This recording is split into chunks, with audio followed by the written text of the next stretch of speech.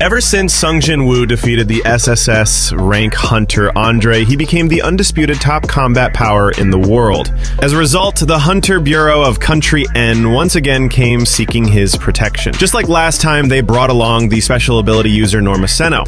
Sung Jin-woo was visibly confused upon seeing her, thinking that after her failed upgrade attempt, they would never meet again, but to his surprise, she had come looking for him on her own. Norma then explained that she had been having the same recurring dream where top hunters around the world were being hunted down one after another. Everything in that dream was now coming true. Hunter Chris was the first to be killed, exactly as seen in the dream. Although the Bureau had warned him in advance, he chose not to believe them and ended up dying tragically at home. The powerful hunters who protect the world would continue to be targeted, and their assassins would never stop. Since Sung Jin-woo was the only one who had defeated the Hunter King Andre, he was now the only person they could think of as a savior. That's why they had come, to ask him to protect the hunters.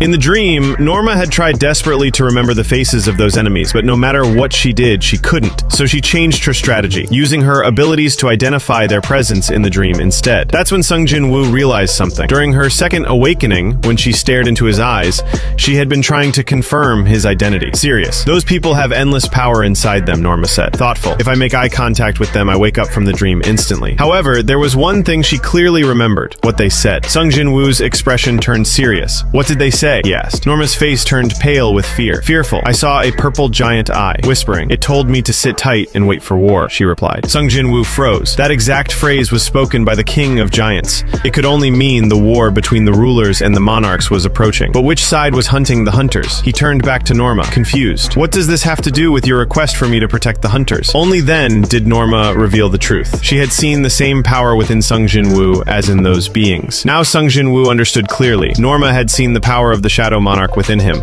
and the ones hunting the hunters bore that same power, which meant the monarchs were responsible. At that moment, the director of the Hunter Bureau spoke up, persuasive, saying they were willing to give Sung Jin-woo anything he wanted. Yes, even the top-tier relic left behind by Kamish, the Rune Stone of Destruction. Some hunters in this world had received extraordinary blessings, and humanity had survived only because of their protection. Without them, the world would fall apart. But even so, Sung Jin-woo declined the offer, stating he couldn't agree to a mission without knowing who his true enemies were. With that, he stood up and prepared to leave. But just as he reached the door, he stopped, turned toward Agent Adam, and said, "Hey, before I go, bring me the list of hunters you want protected. If possible, I'd like to meet them in person."